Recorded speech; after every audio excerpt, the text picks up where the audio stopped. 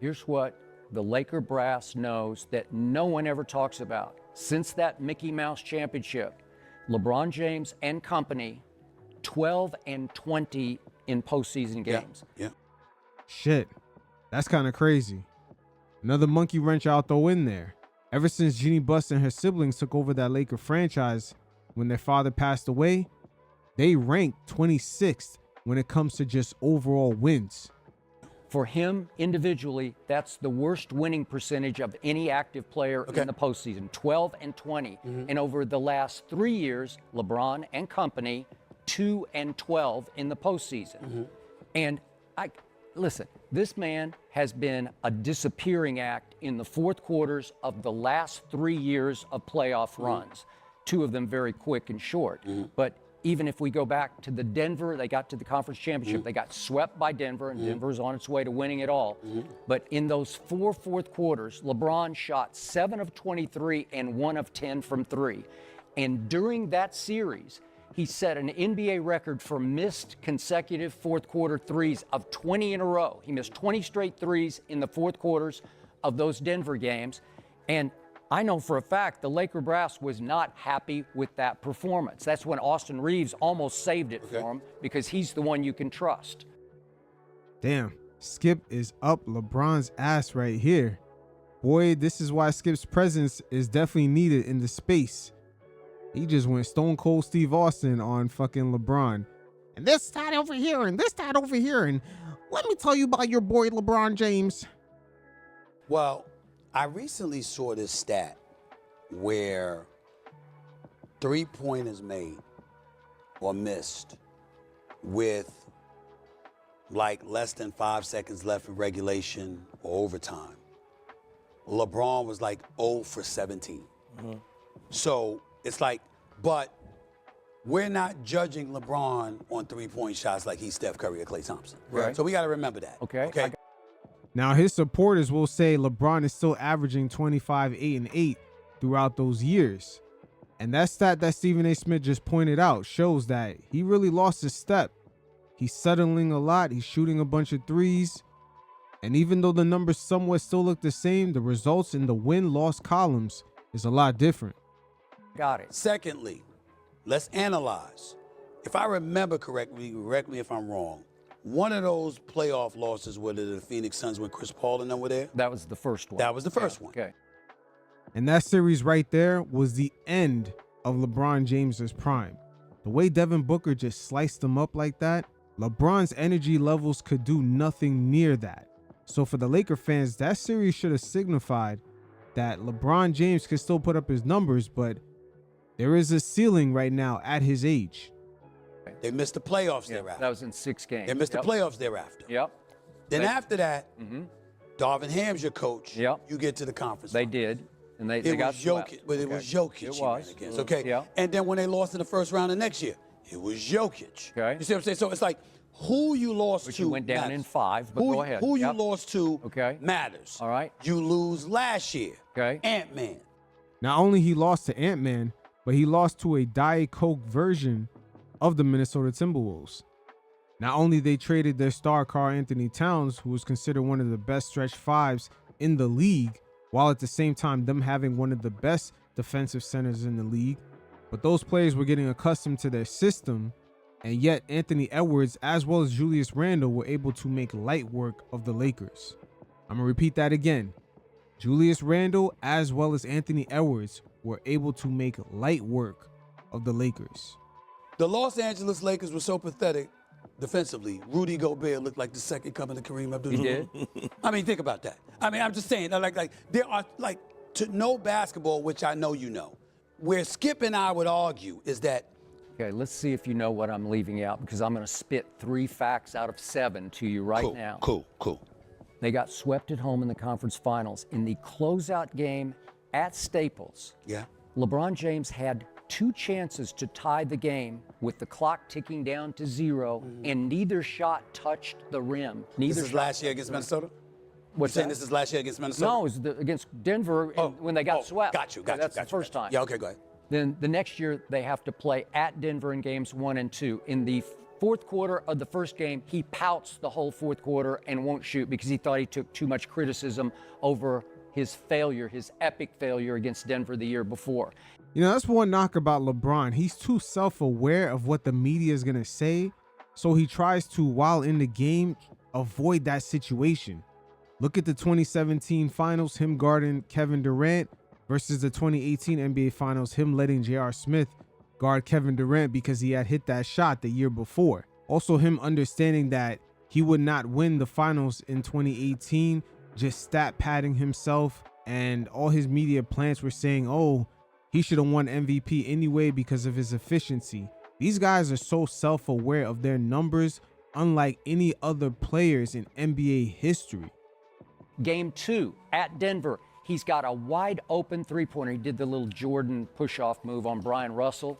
On Jamal, just pushed him out of the way and wound up with a wide open three to win the game. It was 16 seconds left, but it would have given him a three-point lead, and he LeBricked it. The man was born without a clutch gene. Then last year against the Minnesota Timberwolves, it's 1-1 going to game 3, 1-1.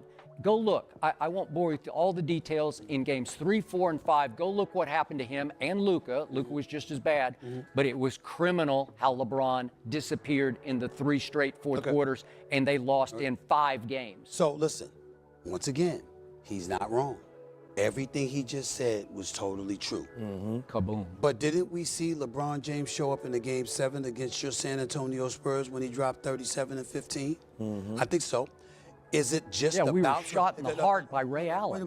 But in game 6, it was the greatest clutch shot I've ever seen. There was still a game 7. I know, but they couldn't even show up. They couldn't even get up off the mat. Well, you shouldn't have been. They shouldn't have put the tape around the arena and try and get the champagne in the San Antonio fans are fleeing into the night. The Heat fans. You did it too. All of y'all was feeling yourselves, and you forgot that Ray Allen was still his teammate, and Dwayne Wade and Chris Bosh. Those was. And notice how you didn't bring up how Popovich benched Tim Duncan, He did. which enabled Bosh to get the offensive rebound and kick it out to Ray Allen. Why did Greg Popovich do that? You didn't mention that, but I ain't gonna go there. The point that I'm trying to make to you is there's always issues to bring up. I'm saying to you, when you say LeBron doesn't have the clutch gene, this is not a James Harden kind of inexplicable stuff that we're looking at where you shooting 25 a game and then a game 7 arrives and you don't want to shoot the ball. Yeah, LeBron's more late game. LeBron is not a shooter.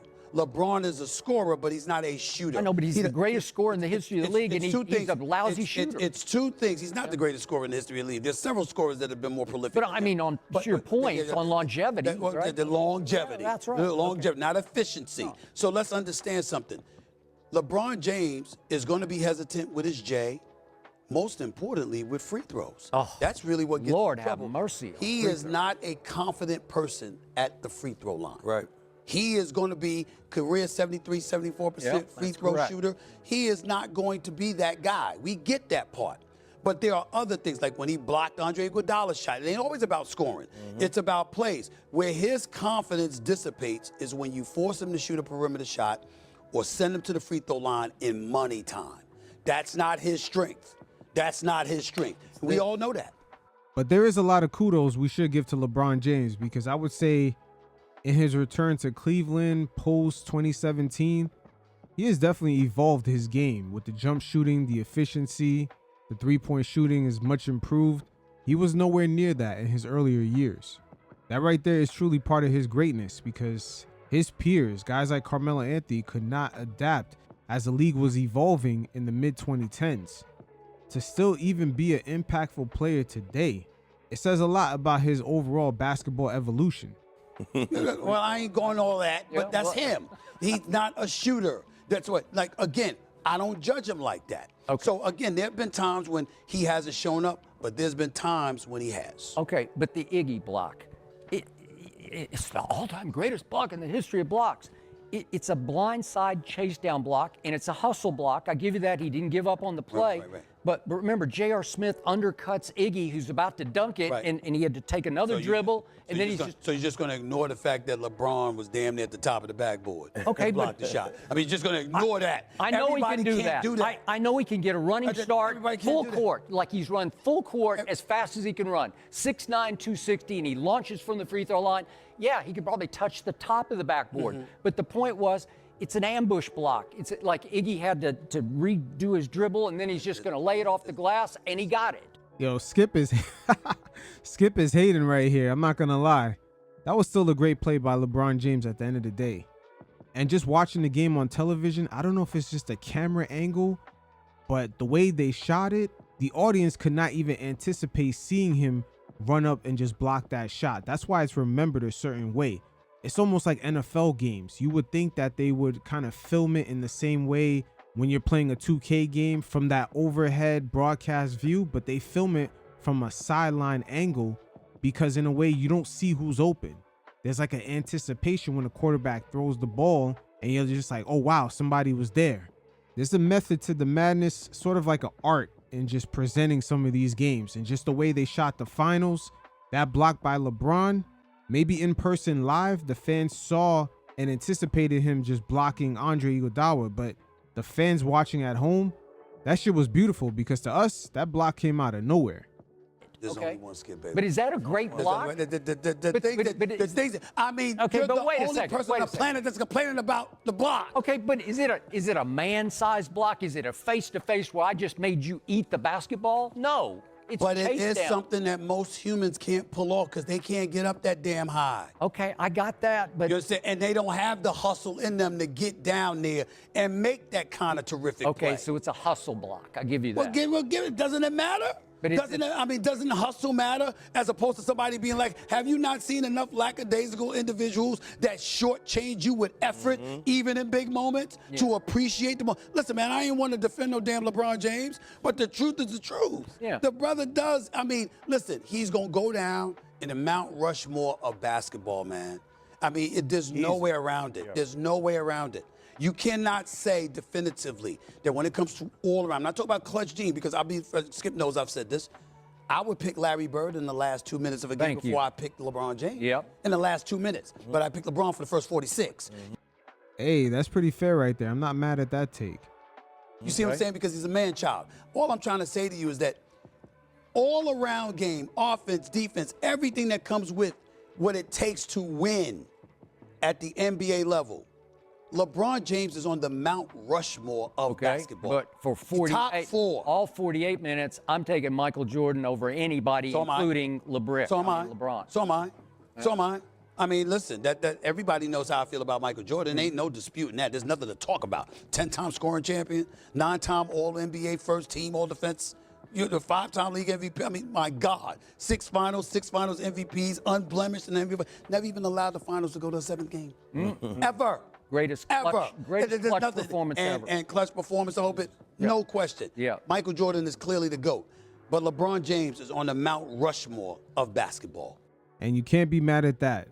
One blemish I would say about LeBron James and his team at Clutch Sports, also at Nike, is just falling into the trap of just trying to jump over anyone or just measuring up his career versus MJ. LeBron is not only the first of his own kind, any other player behind him trying to just imitate his career, that in itself is already a crazy mountain to climb. He's also done this in an age where there's 24-hour media cycle, the shit never gets turned off. There's plenty of examples of Michael Jordan not necessarily liking the media side of the game, and when things got way too sticky, he would walk away. LeBron, on the other hand, he actually embraces the chaos and uses it as fuel. That's really what the media as well as the fans love. When their favorite stars go through a rough patch or just get criticized or just something crazy happens in their life, and then they get judged off of how they react, how they pull through and just become triumphant anyway. They did it to Michael Jordan after his father died. You look at any famous celebrity, Mike Tyson, any singer going through controversy and just coming out with a crazy album or just persevering through all the adversity. That is part of the GOATness, but it is what it is. It's great to see Skip and Stephen A. Smith reunited, and it feels so good. They definitely should do something together. It's needed in the space.